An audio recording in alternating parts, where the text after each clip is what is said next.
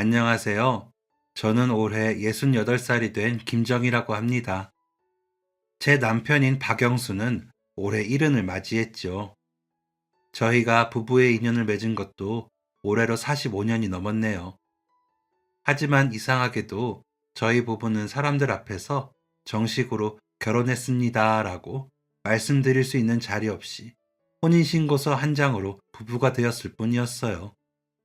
한마디로 공식적인 축하나 선언 없이 조용히 시작된 결혼이었습니다.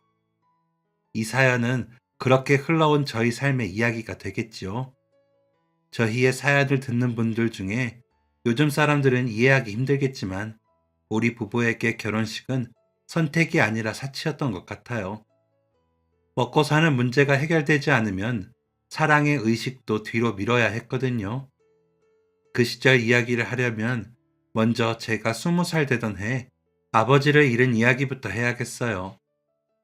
아버지가 돌아가시고 나서 저희 친정집은 순식간에 무너졌습니다. 남겨진 것은 아버지를 치료하느라 쓴 병원비로 지게 된 빚과 어린 두 동생, 그리고 장사는커녕 돈을 벌어본 경험 하나 없는 어머니와 저였죠. 그런데도 어머니는 장례가 끝나자마자 앞치마를 두르고 시장으로 나가셨어요. 새벽 4시에 일어나 산에 올라가 나무를 캐서 낮에 시장에 나가 파셨거든요.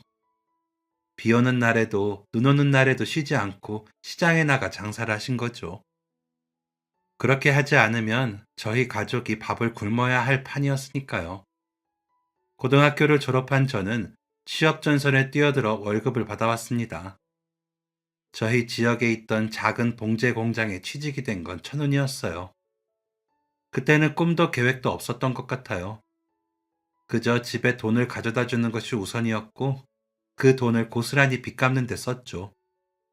월급날이 되면 봉투를 열어보지도 않고 그대로 어머니 손에 쥐어드렸습니다.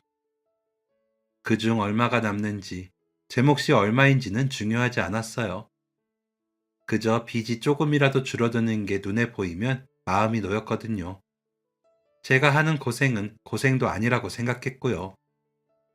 봉제 공장은 새벽같이 출근해 밤늦게 퇴근하는 곳이었습니다.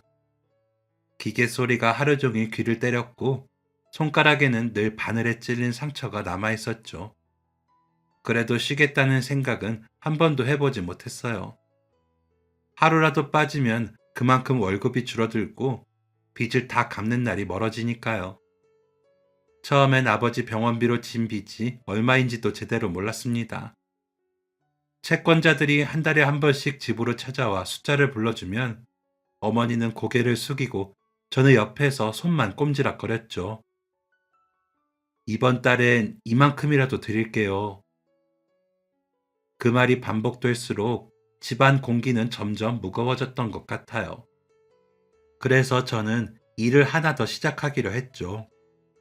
공장 일이 끝나면 집에 들르지 않고 근처 시장으로 가서 야간 노점에서 옷을 개키는 일을 도우며 돈을 더 벌기로 했어요. 그 바람에 손은 더 거칠어졌고 잠은 하루에 4시간도 채 못 잤지만 그렇게 모은 돈을 봉투에 따로 담아 두었습니다.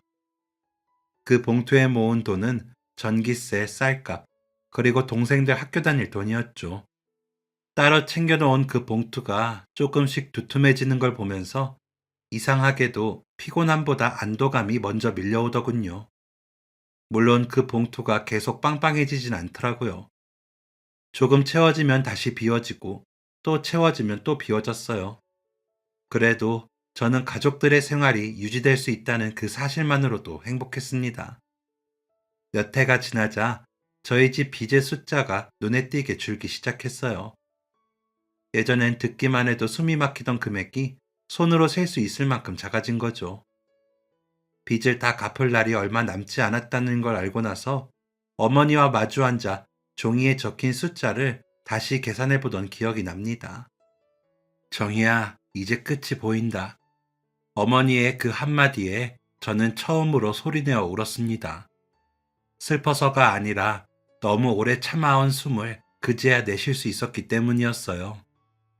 그렇게 저는 20대 초반의 대부분을 저만의 꿈을 가지는 대신 가족들의 생계를 위해 숫자와 봉투로 채우며 살았어요. 그랬기 때문에 우리 가족이 밥을 굶지 않았다는 것에 만족하면서요. 빚이 많이 줄면서 집안에는 조금씩 웃음이 돌아오기 시작했습니다. 그리고는 제 인생의 또 하나의 인연을 만나게 된 것이지요. 제가 23이 되던 해 동네 아주머니께서 저희 집을 찾아오셨더라고요. 그러더니 저와 어머니 앞에 사진을 펼쳐놓고 물으시더군요. 이 총각이 옆 동네 사는 사람인데 이 집 고모가 정희 이야기를 듣고 한번 만나보겠나 하자면서 사진을 보냈더라고. 나이는 정희보다 2살이 많은데 사람이 그렇게 성실하대요. 노처녀 소리 듣기 전에 정희도 시집은 가야지. 저는 결혼 같은 건 상상도 해본 적이 없었기에 고개를 저었지만 어머니는 동네 아주머니 말에 관심을 가지셨습니다. 아주머니가 생각해보라는 말을 남기고 저희 집을 떠난 이후에도 어머니는 한동안 말이 없으셨죠. 저는 밥상 위에 그대로 놓인 사진을 일부러 보지 않으려 고개를 숙인 채 밥만 먹었고요. 그 바람에 저녁밥을 먹는 내내 숟가락이 그릇에 닿는 소리만 집안에 가만히 울려 동생들이 눈치를 볼 정도였죠. 그러다 어머니가 먼저 입을 여셨습니다. 정희야, 그렇게 저를 부르시는데 그 소리가 유난히 낮고 조심스럽게 들렸어요. 저는 대답 대신 고개만 끄덕이며 어머니를 보지도 않았고요. 아까 그 아주머니 말 그냥 흘려듣기엔 이제 네 나이가 너무 많다. 아주머니 말대로 시집을 가긴 해야지. 언제까지 가족 생각만 할래? 저는 그제야 고개를 들어 어머니를 보며 말했죠. 어머니, 저 아직 그런 생각 안 해봤어요. 동생들도 아직 어리고 빚도 다 갚지 못해서 완전히 끝난 것도 아니고요. 제가 지금 무슨 결혼을 해요. 어머니는 제 말을 자르지 않으셨습니다. 늘 그랬듯이 제 말이 끝날 때까지 기다리셨죠. 그게 더 마음을 무겁게 만들었던 것 같아요. 제가 돈을 번다는 이유로 아버지가 돌아가신 후로 어머니는 저에게 단 한 번도 싫은 소리를 하신 적이 없으셨거든요. 그날도 어머니는 고개를 끄덕이며 말씀하셨고요. 그래, 네 말이 맞아. 아직 우리가 빚 갚는 게 다 끝난 건 아니지.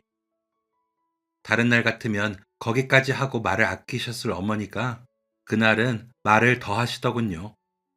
어머니는 잠시 숨을 고른 듯 손을 무릎 위에 얹으시며 자세를 바로 하시면서요. 그런데 말이다. 정희야, 이 집이 여기까지 온 게 누구 덕이냐?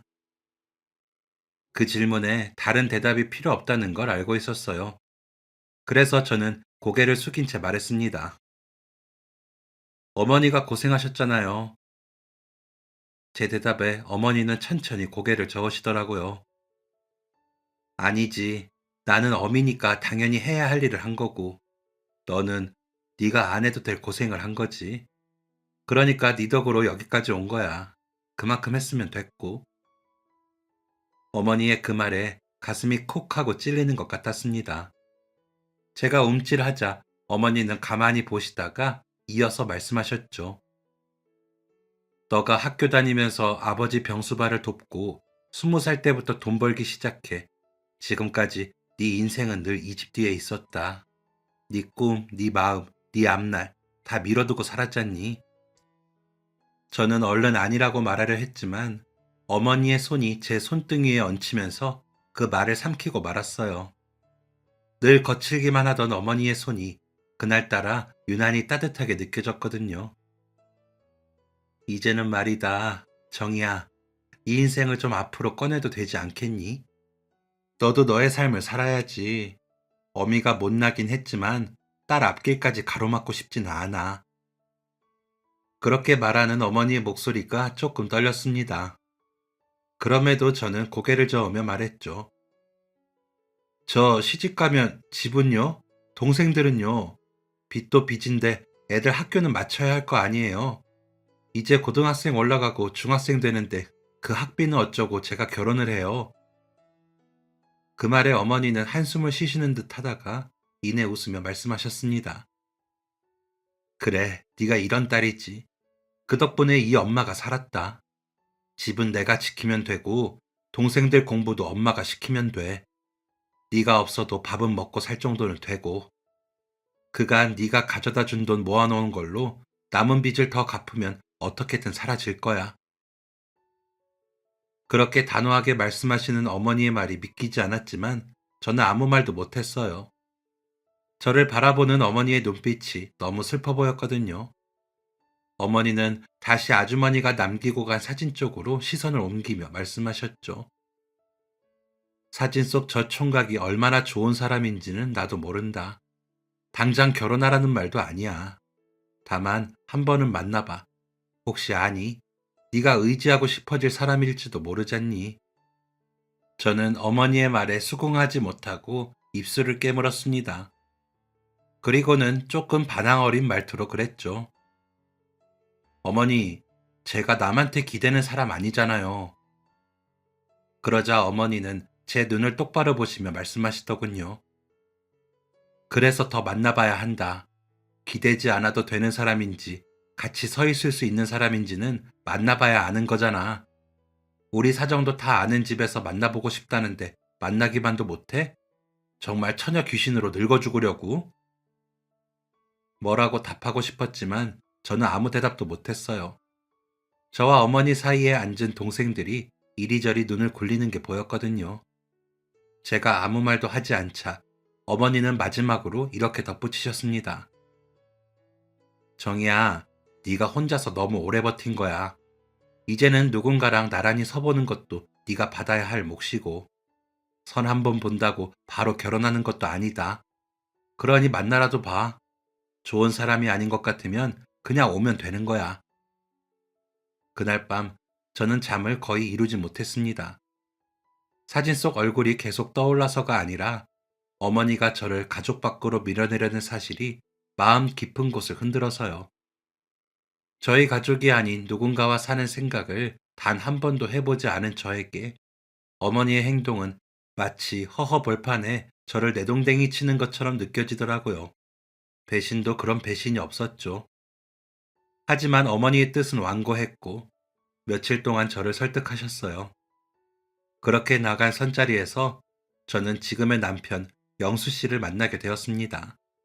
만나고 보니 사진에서 보던 얼굴보다 더 오밀조밀했고 서글서글하게 웃는 모습이 나쁘지는 않았던 것 같아요. 어색하게 인사를 나누고 대화를 나누는데 영수 씨 집안 사정도 저희 집안 사정과 크게 다르지 않더라고요. 그런 점이 남편과 제가 이어지게 만든 것 같아요. 시아버지가 젊었을 때 공사장에서 사고를 당해 허리가 상하시면서 오래 서 있거나 무거운 것을 들 수 없어 일을 하지 못하게 되셨답니다. 그 바람에 시어머니는 남편이 어릴 때부터 식당 일, 공장 일을 가리지 않고 몸을 던져 일하며 6남매를 키우셨고요. 그중 넷째 아들인 영수 씨는 고등학교를 졸업하자마자 공장에 취직했고 월급날이면 봉투를 뜯어보지도 않고 어머니에게 건넨다고 하더군요. 정작 본인은 낡은 운동화 하나로 몇 년을 버티면서요. 영수 씨의 말들에 동질감이 느껴지면서 마음이 가까워졌습니다. 그런 이야기를 늘어놓던 영수 씨가 건넨 단 한마디에 저는 이 사람과 결혼해도 괜찮겠다는 생각을 하고 말았죠. 제가 당장 결혼하면 정희 씨 고생 안 시킨다는 말은 못해요.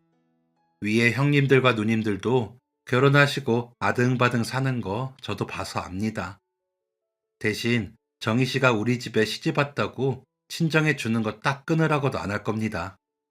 저희 집 막내도 이제 막 학교 졸업해서 취직했는데 그 뒷바라지를 제가 했거든요. 그 사정을 누구보다 제가 잘 알죠. 정희 씨 동생들 졸업할 때까지 학비는 제가 댈게요. 그러니까 그 걱정은 하지 말고 결혼을 결정하세요. 그렇게 말해주는 사람이 제가 좋아서 함께하고 싶다는데 든든하더라고요. 어머니 말씀대로 제가 의지하고 싶은 사람인가 싶으면서요.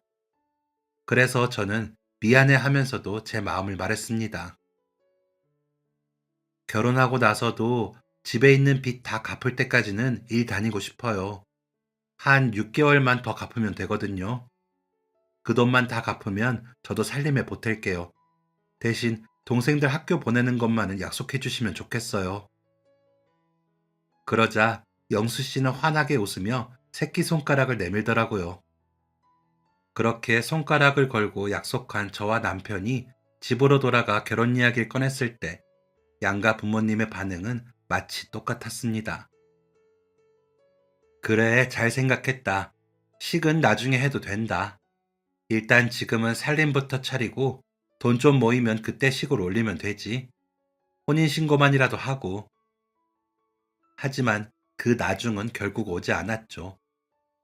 빠듯한 여느 삶이 그렇듯 저희에게는 넘어야 할 고난들이 계속 생겼으니까요. 하루라도 쉬면 생활이 흔들리는 삶이라 전셋집 보증금도 빠듯했거든요. 혼인신고만 하고 작은 단칸방에서 살림을 시작했으니 어쩌면 당연한 일이었죠. 사진관에서 사진이라도 찍자고 했지만 결혼사진 또한 찍지 못했어요. 결혼 전 약속대로 친정집 남은 빚을 갚고 나니 아이가 생겼거든요. 만사까지 일을 한다고 해도 그 이후로는 남편 혼자 벌어야 하는 사정이었죠.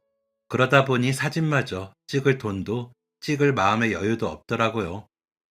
사진 한 장 없이 시작한 살림은 생각보다 더 숨이 찼습니다. 아이가 태어나고 나니 하루가 어떻게 지나가는지도 더 모르겠더군요. 남편은 새벽같이 나가 밤이 깊어서야 들어왔고, 저는 아이를 업고 동네 공장에 나가 부업을 했지만 형편은 크게 좋아지지 않았어요. 매일 오늘 할 몫을 겨우 끝냈다는 느낌인 채로 살았던 것 같아요. 동생들 학비는 약속대로 남편이 챙겼습니다. 등록금 고지서가 올 때마다 남편은 말없이 봉투를 접어 제 주머니에 넣어주었고, 저는 그 뒷모습을 보며 아이 젖병을 더 오래 삶으면서 울었죠. 젖이 제대로 돌지 않는 제 스스로를 원망하면서요. 어떤 날에는 분유 한 숟갈이 아까워 물을 조금 더 타기도 했어요. 그러다가 그런 제 자신이 싫어져 아이 얼굴을 쓰다듬으며 또 울었고요. 그래도 동생들 학교를 마치고 나면 조금은 나아지겠지 하며 버텼습니다. 그렇게 한 학기 또 한 학기가 지나 둘째가 졸업을 앞두게 되었을 무렵 이번에는 친정어머니가 쓰러지시고 말았어요. 처음엔 그냥 허리가 아프다고 하셨는데 그러다 어느 날 밥을 하다 주저앉으셨고 병원에서는 오래 무리한 탓이라며 당분간은 일을 쉬셔야 한다고 했다더라고요. 그 당분간이라는 말이 그렇게 무거운 줄 그때 알았습니다. 약값에 병원비가 더해지니 숨통이 조금 트일 것 같던 살림은 다시 숨통을 조여오더군요. 아이를 재워놓고 밤마다 바느질을 했지만 그것만으로는 택도 없어 남편이 주말에 막일을 더 나가기도 했을 정도로요. 다행히 친정 어머니가 조금 나아지셨다 싶을 즈음에는 시어머니가 아프셨어요. 식당 일을 오래 하셔서 그런지 무릎이 말을 듣지 않았고 결국 수술을 하셔야 했죠. 병원 대기실에서 시어머니 손을 잡고 앉아있던 날 문득 여자들은 왜 다들 아픈 뒤에야 쉬는지 그런 생각이 들었습니다. 안쓰럽고 불쌍하다는 생각이 들면서 제 미래를 보는 것 같아 속상하더라고요. 시어머니는 다른 형제들의 아이들이 다 학교에 다니느라 크게 보태지 못한다며 넷째인 저희가 모든 것을 부담하는 것에 대해 미안하다며 제 손을 놓지 않으셨어요. 다섯째인 도련님과 여섯째인 아가씨는 집에 꾸준히 돈을 보태느라 여유가 없어 큰 수술비에는 돈을 내놓지 못하더라고요. 시아버지가 아프셔서 꾸준히 약값이 들어가는 걸 알고 있었기에 그런 건 서운하지도 않았습니다. 아주버님들과 손이 시누이에게 조금 서운하긴 했지만 동생들 학비와 친정어머니 병원비를 남편이 부담했으니 당연히 저희가 시댁 어른들에게도 해야 한다고 생각이 들었거든요. 그런 제 마음이 고맙다고 하시는 시어머니의 손이 떨릴수록 제 마음은 더 무거워졌지만 이 또한 잘 넘기면 된다고 생각했죠. 그런데 그 다음은 시아버지가 아프시더라고요. 젊을 적 다친 허리가 결국 문제를 일으켜 통증이 심해 입원과 퇴원을 반복하시면서요. 그쯤에는 친정 막내 동생도 졸업을 해서 친정에 돈이 안 들어가 그나마 다행이다 했지만 계속되는 큰 지출에 저희 형편은 나아지지 않았어요. 지친 남편은 말수가 더 줄었고 저는 계산기를 두드리는 시간이 늘었습니다. 아이가 커갈수록 분유와 기저귀를 끄느니 돈이 덜 들 줄 알았는데 아이가 크는 대로 돈은 또 들어가더라고요. 학원은커녕 문제집 사는 것도 망설여지는 날들이 많았죠. 그 사이 계절은 몇 번이나 바뀌었고 몇 해가 지나도록 저희 집은 늘 제자리 걸음이라는 생각에 답답하기도 했어요. 신혼 때부터 몇 번이나 이사를 했는데도 벗어나지 못한 전셋집 벽지는 군데군데 들떴고 겨울이면 보일러를 아끼느라 이불을 겹쳐 덮어야 했고요. 그래도 되도록 아이 앞에서는 웃으려고 애썼고 남편 앞에서는 괜찮다는 말을 습관처럼 했습니다.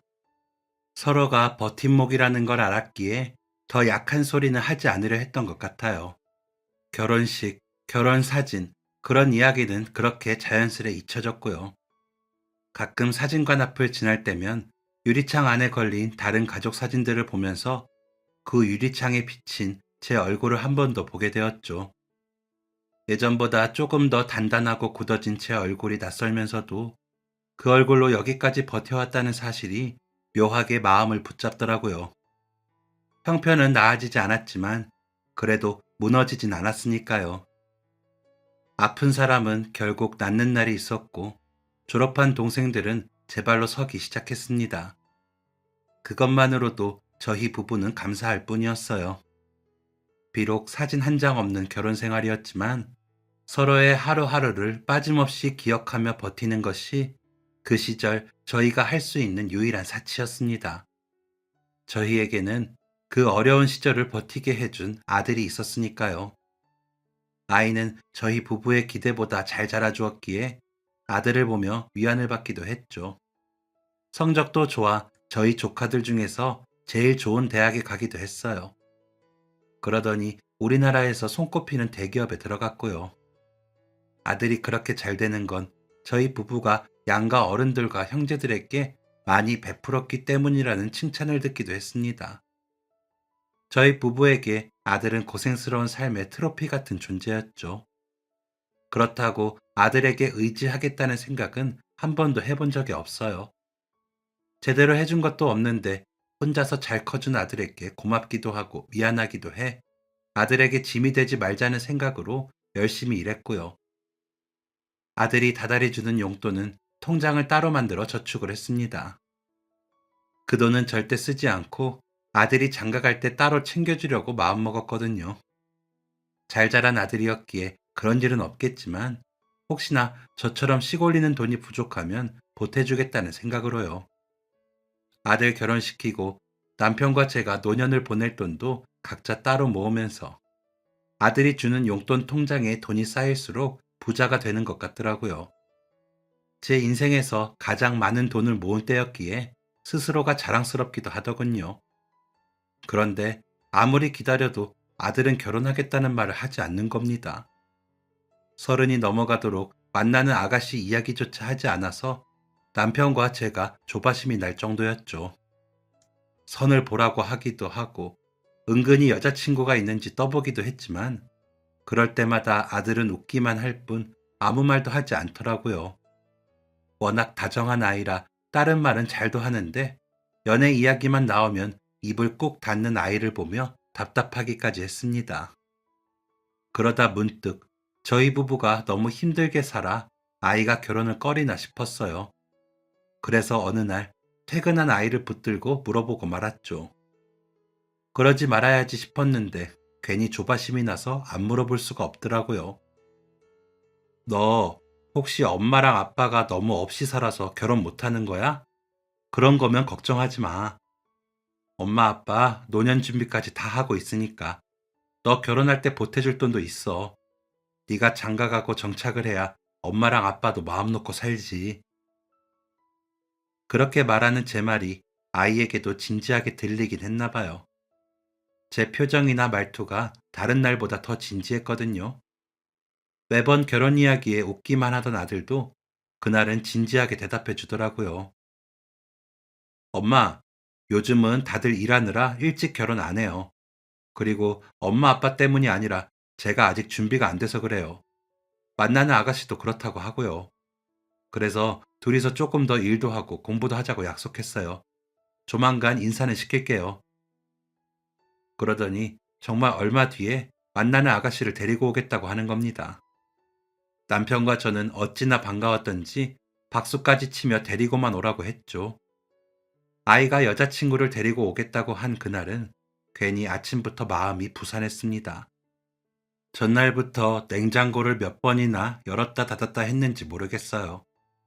있는 재료로도 충분한데 혹시 빠진 건 없을까 싶어 동네 마트에 다녀오고 나니 시간이 금세 흘러 있더라고요. 남편은 평소보다 말수가 더 적었습니다. 신문을 펴놓고는 읽는 둥 마는 둥 시계만 몇 번을 보더니 결국 신문을 접어 내려놓더군요. 저희 둘 다 긴장하고 있다는 게 너무 티가 나서 괜히 웃으며 말했죠. 왜 그래? 큰 손님 온다고 긴장했어? 하지만 그렇게 말하는 제 목소리도 어딘가 굳어 있었던 것 같아요. 마침내 초인종 소리가 났을 때 심장이 먼저 쿵 하고 내려앉았습니다. 문을 여니 아들이 먼저 웃으며 서 있었고 그 옆에 작은 최고의 아가씨가 두 손을 모은 채 고개를 숙이고 있더군요. 생각보다 훨씬 수수한 차림이었고 화장도 진하지 않았는데 눈빛이 또렷했어요. 안녕하세요. 아버님, 어머님. 처음 뵙겠습니다. 목소리가 조용한데 또렷해서 순간 귀를 기울이게 되는 그런 말투더라고요. 그런 아가씨를 바라보다 저도 모르게 한 박자 늦게 아이고, 어서 와요. 하고 말이 튀어나오고 말았어요. 신발을 벗고 들어오는 뒷모습을 보는데 괜히 마음이 놓이더군요. 아이가 데려온 사람이 좋은 사람이라는 게 그 뒷모습만 봐도 느껴져서요. 어색하게 나눈 인사를 마치고 식탁에 앉아 인사를 다시 나눴습니다. 아가씨는 자기소개를 하면서 어디서 일하고 있는지, 요즘은 어떤 공부를 하고 있는지 차분하게 말해 주었어요. 아직 많이 부족해서요. 더 배우고 싶어서 공부를 오래 했어요. 그 말을 하며 쑥스러운 듯 웃으며 고개를 숙이는데 그 모습이 이상하게 낯설지 않더라고요. 예전에 저도 비슷한 말을 비슷한 표정으로 어른들 앞에서 했던 기억이었죠. 남편은 아들한테는 잘 안 하던 질문을 그날은 이것저것 하더군요. 출퇴근은 어떤지, 일은 힘들지 않은지 다정하게 묻자 아가씨는 질문 하나하나에 급하지 않게 변명하지도 않으면서 대답해 주었어요. 옆에서 듣고 있던 아들은 말을 보태지도 않고 물컵만 만지작거리고 있었고요. 밥을 먹는 동안 아가씨는 반찬을 집을 때마다 이거 너무 맛있어요. 어머님, 손맛이 정말 좋아요. 같은 말들을 과하지 않게 하더군요. 그런 말이 빈말일 수도 있겠지만 싫지 않았습니다. 진짜로 맛있게 먹고 있다는 느낌으로 보였거든요. 그 모습을 보니 괜히 국을 한 번 더 떠주게 되었고요. 식사를 마치고 제가 과일을 내오려고 일어섰을 때 아가씨도 바로 따라 일어나더니 제가 도와드릴게요. 라며 다소곳이 말하는 모습에 저도 모르게 웃어버렸죠. 괜찮다고 앉아있으라고 했는데도 끝내 싱크대 앞에 서더니 사과를 깎아주더군요. 칼질이 서툰데도 괜히 서두르지 않고 집중해서 깎는 모습이 마음에 남았습니다. 거실에서 남편과 아들이 이야기를 나누는 소리가 들려오는 그 짧은 시간 동안 저는 이상하게 마음이 조용해지더군요. 아들이 어떤 사람과 시간을 보냈는지 조금은 알 것 같았고, 그동안 마음 졸였던 제 모습이 괜한 것이었다는 것도 알겠더라고요. 과일을 깎아 거실에 자리를 잡고 둘러앉자 아가씨가 잠시 망설이다가 말하더군요. 어머님, 아버님, 제가 아직 많이 부족하지만 아드님이랑 같은 방향을 보고 가고 싶어요. 천천히 차근차근 그렇게 하자고 처음부터 약속을 했었고요. 그런데 저희 생각만 하고 부모님을 너무 기다리시게 한 것 같아요. 죄송합니다. 조심스럽고 야무지게 말하는 아가씨의 그 말에 남편이 먼저 고개를 끄덕였고 아들은 그제야 아가씨를 한번 바라보았습니다. 그러다 눈이 마주친 저와 아들은 괜히 서로 웃었고요. 그날 저녁 아가씨가 돌아간 뒤 남편이 조용히 말했습니다. 우리 아들 참 잘 컸다. 아가씨를 보고 나니 우리 아들이 좋은 사람인 것 같아서 다행이라는 생각이 들어. 그렇게 괜찮은 아가씨를 만나다니. 저도 남편의 말을 들으며 고개를 끄덕였어요. 그리고 얼마 뒤 아들이 그 아가씨 집에 인사를 다녀왔다고 하더군요. 둘이서 부족하지만 함께 하자고 마음을 정했나 했죠. 그러더니 얼마 뒤 결혼하고 싶다는 뜻을 전해왔어요. 저와 남편은 듣던 중 반가운 소리라며 그러자고 했고요. 아가씨는 종종 저희 집에 와 밥을 먹고 가곤 했습니다. 몇 번 만나고 보니 편해져서 서연이라는 이름을 부르게 되었고요. 첫 인사를 한 뒤 몇 달 후, 상견례를 앞두고 서연이가 놀러 왔을 때 저는 아무 생각 없이 오래된 앨범을 꺼냈어요. 아들 민준이가 갓난아기였을 때, 돌잔치 때, 유치원 때 찍은 사진들이 있는 저희 집에 딱 2권 있는 앨범이라 서연이에게 보여주고 싶었거든요. 가난한 살림에 그런 사진조차 마음껏 찍어주지도 못했지만 우리 가족만의 소중한 추억이 담긴 앨범이라 함께 보고 싶기도 했고요. 제가 앨범을 펼치자 서연이는 조심스럽게 페이지를 넘기며 보더군요. 아들의 귀여운 모습에 감탄하며 즐거워하는 모습이 보기 좋았습니다. 그러다가 서연이는 한 페이지에서 멈춰서더니 가만히 보고 있었어요. 그리고는 저를 보며 물었죠. 어머님, 혹시 어머님 결혼 사진은 없나요? 그런 서연이에게 저는 최대한 아무렇지 않은 척 대답했습니다. 가난해서 식은 못 올렸어. 그 시절엔 다들 그렇게 살았단다. 살다가 형편 나아지면 사진관에 가서 사진이라도 찍자 했는데 이제 아들 장가가게 생겼다. 그러니까 너희는 예쁠 때 사진 많이 찍어놔. 그게 나중에는 다 추억이야. 웃으며 말하긴 했지만 갑작스럽고 씁쓸한 마음이 들더라고요. 그 모습을 바라보던 서연이 얼굴도 순간 굳었던 것 같더군요. 놀람과 연민, 그리고 깊은 생각이 함께 담긴 표정처럼 보였죠. 그 뒤로 서연이는 평소보다 말수가 적어 보였습니다. 식사를 마치고 집을 나설 때도 인사는 깍듯이 했지만 어딘가 멀어 보였고요.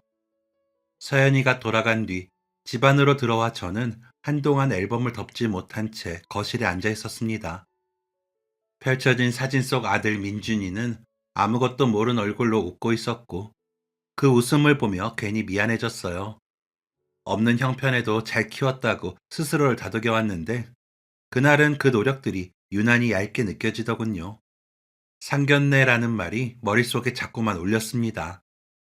사진 한 장 없이 시작했던 저의 결혼이 앞으로 우리 아들 앞에 어떤 모습으로 놓이게 될지 괜히 마음이 서늘해지면서요. 식도 올리지 못한 제 삶이 아들에게 방해가 되는 것 같기도 했습니다. 며칠 동안 그런 사소한 생각들이 꼬리에 꼬리를 물었어요. 서연이네 부모님은 어떤 분들일지, 집안 분위기는 어떨지, 말 한마디와 옷차림 하나에도 괜히 눈이 갈 것 같다는 생각까지요. 아무도 묻지 않을 말에 혼자 미리 대답을 준비하고 있는 제 모습이 스스로도 우습더군요. 그러면서도 마음 한켠에서는 그래도 우리 아들이 선택한 사람인데 라는 생각 하나로 간신히 중심을 잡았습니다. 하지만 상견례 날이 될 때까지 누워서도 쉽게 잠이 오지 않았어요. 서연이 얼굴이 자꾸 떠올라 뒤척이게 되었거든요. 사진 이야기를 꺼냈을 때 잠시 굳어졌던 표정, 말없이 앨범을 넘기던 그 손끝의 움직임까지 자꾸 생각났습니다. 그 아이가 제 마음을 너무 많이 읽어버린 건 아닐지, 서연이 가족에게 괜한 걱정을 안겨주진 않을지 별별 생각이 다 들더군요. 그러면서도 싱크대 앞에서 사과를 깎던 서연이의 모습이 떠올랐습니다. 서툴지만 성실했던 손놀림, 조급해하지 않던 태도를 가진 아이라면 제가 염려하는 것보다는 괜찮을 거라는 생각도 들었고요. 그렇게 상견례가 다가올수록 제 마음은 여전히 심란했지만 한 가지는 분명했습니다. 두 아이를 정식으로 맺어주기로 한 상견례가 단순히 집안 체면을 겨루는 자리가 아니라 서로의 부족함을 조심스럽게 내보이며 아이들을 같은 방향으로 보내는 첫 자리라는 것이요. 그 바람 하나를 품고 저는 조용히 날짜를 기다리기 시작했습니다. 그렇게 맞은 상견례 날 아침은 날이 참 좋더군요. 며칠 내내 제 마음속에는 먹구름이 돌았는데 하늘은 오히려 맑더라고요. 저는 평소보다 조금 일찍 일어나 옷장 앞에 한참을 서 있었습니다. 새 옷을 입자니 과한 것 같고 너무 평소 차림이면 성의 없어 보일까 싶어서요. 결국 몇 번을 갈아입다 손에 익은 옷을 골랐죠. 집안에 행사가 있을 때마다 입던 옷이었는데 그 옷을 입는 게 저답다는 생각이 들었거든요. 괜히 어색한 옷을 입었다가 조심스러운 자리에서 실수할까 걱정도 되었고요. 약속한 식당에 앉아 아들 민준이는 연신 물을 마시며 주변을 살폈고 남편은 말수가 적어지더니 메뉴판만 들여다보고 있었습니다. 저 역시 웃고는 있었지만 손끝에 힘이 들어가더군요. 그때 문 쪽에서 인기척이 나더니 서연이 목소리가 들렸어요. 어머님, 아버님. 고개를 드니 서연이가 먼저 인사를 하고 그 뒤로 단정한 인상의 부부가 함께 들어오는 게 보였죠. 서연이 아버님은 키가 크고 입가가 다부져 보여 말수가 적어 보였고 어머님은 첫인상부터 눈매가 부드러웠어요. 서연이가 누구를 닮았는지 단번에 알겠더군요. 서로 인사를 나누고 자리에 앉자 잠시 정적이 흘렀지만 어색하진 않았습니다. 서연이 아버님이 먼저 입을 여셨어요. 이렇게 인사드리게 되어 반갑습니다. 민준이와는 먼저 만나보기도 했고 만나기 전부터 서연이에게 이야기도 많이 들었습니다. 너무 잘 키우셨어요. 그 말에 남편이 고개를 숙이며 답했고 저도 괜히 마음이 놓여 웃음이 나더군요. 형식적인 말들이 몇 마디 오가며 서로를 살피는 눈빛도 조심스러웠죠. 하지만 식사가 시작되자 대화는 자연스럽게 이어졌습니다. 양가 부모님들이 어디서 일하는지, 아이들은 어떻게 만나게 되었는지 그런 이야기들이 오갔고 누구도 급하게 결론을 내려 하지 않았습니다. 서연이 어머님은 중간중간 제 쪽을 보며 말을 건네주었어요. 민준이가 참 차분해 보이더라고요. 서연이 얘기 들어보면 항상 믿음직하다고 해서 그런지 저희도 민준이에게 믿음이 많이 가요. 그 말을 듣는 순간 괜히 제 아이를 남 앞에 내놓은 것 같아 가슴이 찡했지만 부끄럽지 않다는 생각이 먼저 들었습니다. 그러다 자연스럽게 두 아이의 결혼 이야기가 나왔죠. 서연이 아버님이 조용히 말씀하셨습니다. 두 아이가 그동안 오래 만나면서 서두르지 않고 서로 부족한 걸 알아가며 가겠다고 하더군요. 그게 저희는 고마웠습니다. 그 말에 남편이 천천히 고개를 끄덕이며 답했습니다. 저희도 같은 마음입니다. 크게 바라는 건 없습니다. 서로 아끼고 너무 무리하지 않고 살았으면 합니다. 그런 말들이 그렇게 편안하게 들릴 줄은 몰랐어요. 우리 삶을 누군가에게 증명하거나 설명할 필요가 없는 자리 같아서요. 그런데 식사가 끝날 쯤 아들 민준이가 먼저 입을 열더군요. 부모님들, 오해 말고 들으세요. 그 말을 하는 아들을 바라보던 서연이는 미리 준비한 듯 차분하게 말을 이었습니다. 제가 어머님 댁에서 앨범을 보다가 생각을 많이 했어요. 사실 저희 부모님도 결혼식을 못 하셨어요. 부모님들은 왜 결혼 사진이 없을까? 왜 당연히 있어야 할 순간을 누리지 못하셨을까 하고요. 서연이는 말을 하면서 울컥했는지 고개를 숙이더니 눈물을 닦았습니다. 저희는 연애를 오래 하면서 여행도 많이 다녔고 둘이서 하고 싶은 것도 많이 했어요. 그런데 부모님들은 평생 가족을 위해 사셨더라고요. 그러더니 또렷하게 이어서 한 말에 저와 사돈들은 눈이 동그래지고 말았죠. 그래서 저희가 제안하고 싶어요. 합동 결혼식을요. 서연이가 다부진 표정으로 그렇게 말을 마치고 나서 그 누구도 쉽게 말을 잇지 못했습니다. 서연이 어머님은 눈물을 흘리셨고요. 알고 보니 서연이의 부모님도 저희와 사정이 비슷하셨더군요. 서연이 아버지는 젊을 때 작은 인쇄소에서 일하셨대요. 하루 종일 기계를 돌리며 잉크 냄새 속에 살았고 손톱에는 늘 잉크가 배어 있었다고 하더군요. 서연이 어머니는 저처럼 봉제 공장에서 일하며 하루 목표량을 채우지 못하면 야근을 해야 했고 눈이 침침해져도 손을 멈출 수 없었답니다. 그런데도 형편은 좀처럼 나아지지 않아 두 분은 급하게 혼인신고만 하셨대요. 결혼식이나 반지 대신 월세방 열쇠 하나를 나눈 거죠. 결혼 전에 먼저 생겨버린 아이를 낳고 키우는데 모든 힘을 쏟기 위해서요. 서연이 학원비를 벌기 위해 두 분은 단 하루도 쉬지 않으셨답니다. 그래서 서연이는 어릴 때부터 부모님의 손을 잡고 다니는 대신 부모님의 등을 보며 자랐다고 했어요. 늘 바쁘고 피곤해 보이는 부모님을 속썩이지 않으려고 항상 뭐든 열심히 하며 컸고요. 그런 부모님을 보며 크면 다 해드리겠다고 다짐했답니다. 하지만 막상 자기 앞가림을 하다 보니 시간만 흘렀고 그러다 저희 집에 와서 앨범을 보며 생각이 들었다고 하더군요. 양가 부모님도 식을 올리는 게 맞겠다고요. 그래서 민준이와 상의한 끝에 합동 결혼식을 하자고 했다는 겁니다. 아이들의 모든 이야기를 듣고도 우리는 망설였습니다. 나이 먹고 무슨 결혼식이냐며 몇 번이나 거절하기도 했고요. 하지만 아이들은 이렇게 말했어요. 부모님들이 누리지 못한 걸 저희만 누릴 수는 없어요. 그렇게 간곡하게 말하는 아이들의 부탁에 저와 남편, 그리고 사돈의 마음이 결국 돌아서고 말았죠. 결혼식 날, 저는 생애 처음으로 드레스를 입었습니다.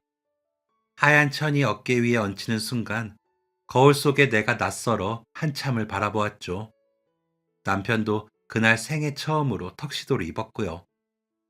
넥타이를 매는 손이 어색해 몇 번이나 풀었다 다시 묶고, 거울 앞에서 말없이 오래 서서 스스로를 살피더군요. 우리는 서로를 보며 웃었지만 그 웃음 속에는 세월이 고스란히 담겨 있었어요. 신부 대기실에 모인 3명의 신부는 서로를 보고 환하게 웃었습니다.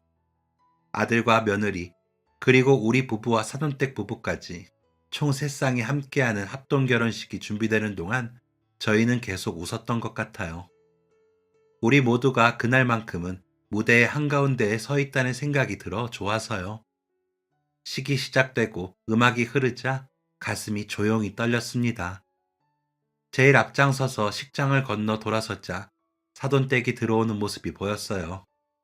그 뒤로 아이의 손을 잡고 입장하는 며느리의 얼굴에는 설렘이 가득했죠. 객석 어딘가에서 들려오는 박수 소리가 낯설면서도 따뜻하게 들리더군요.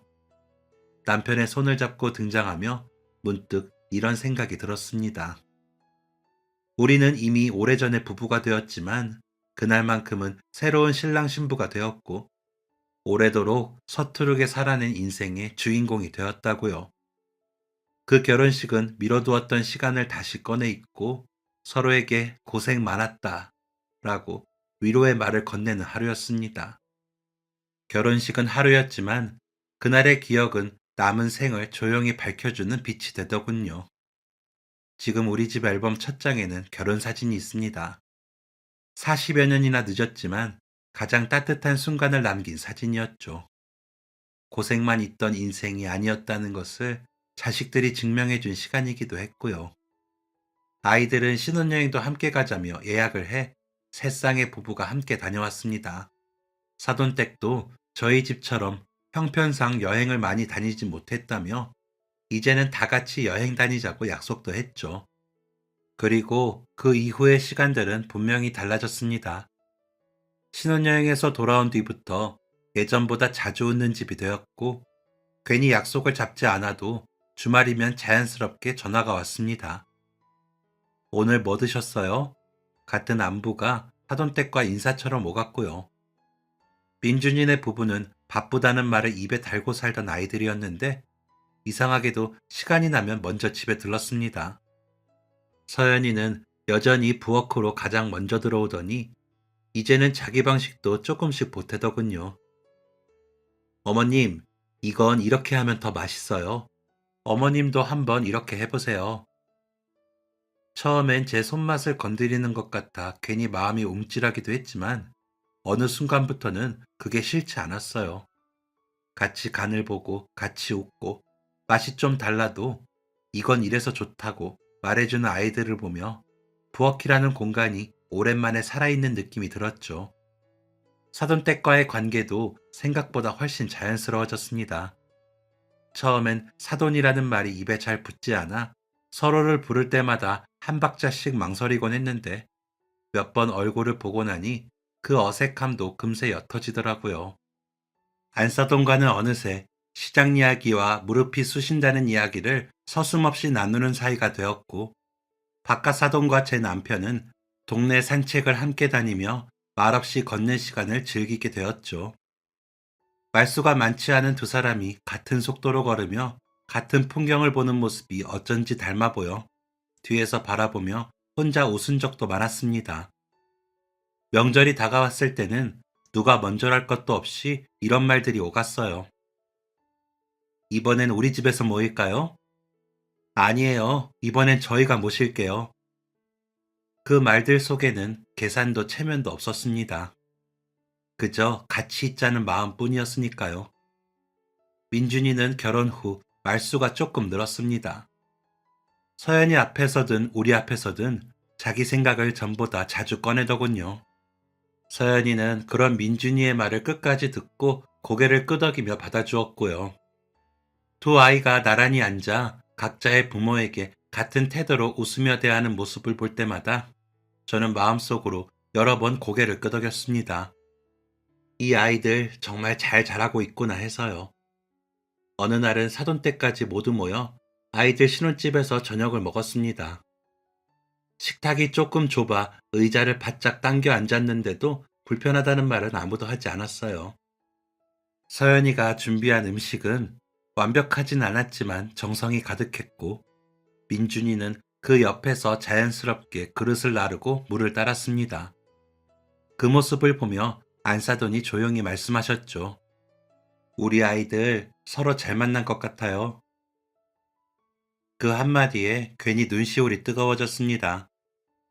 누가 누구보다 더 나은 집안인지, 누가 더 많이 가졌는지 그런 건 정말 중요하지 않다는 걸 그제야 온몸으로 알겠더군요. 지금 우리 집 앨범에는 사진이 계속 늘어나고 있습니다. 세 쌍이 함께 올린 결혼식 사진 뒤로 6사람이 나란히 앉아 웃고 있는 사진, 아이들 신혼집에서 찍은 흐릿한 단체 사진들이죠. 별일 없이 모여 밥 먹다 찍은 사진까지 다 있어요. 사진 속 우리는 모두 조금씩 늙어가고 있지만 표정만큼은 이상하리만치 편안합니다. 부족했던 시간들을 서로의 삶으로 메워가며 이제는 함께 늙어갈 준비를 하는 사람들이라는 게 보일 정도로요. 그 사진들을 보며 저는 요즘 생각합니다. 가족이라는 건 처음부터 완성된 형태로 주어지는 게 아니라 같이 밥을 먹고 같이 웃고 같이 걱정하면서 조금씩 만들어지는 게 아닐까 하고요. 늦게 찍은 결혼사진처럼 우리의 인연도 조금 늦었을 뿐 충분히 따뜻한 시간이라고 말입니다. 이제와 생각해보면 저와 남편의 삶은 늘 무언가를 미루는 시간이었어요. 형편이 나아지면, 아이들이 크면, 빚을 다 갚으면, 아픈 사람이 낫고 나면, 그렇게 조금만 덜을 붙이며 살다 보니 인생의 많은 장면들이 조용히 지나가 버렸죠. 결혼식도 사진도 축하도 없어서 못한 것이 아니라 있어도 나중으로 미뤄두었던 것들이었던 거죠. 하지만 아이들은 달랐습니다. 자기들이 누릴 수 있는 기쁨을 당연하게 여기지 않았고 부모가 누리지 못한 시간을 대신 살아주겠다고 나서주었죠. 그 마음 하나로 저희의 지나온 세월을 다시 불러내 주었고요.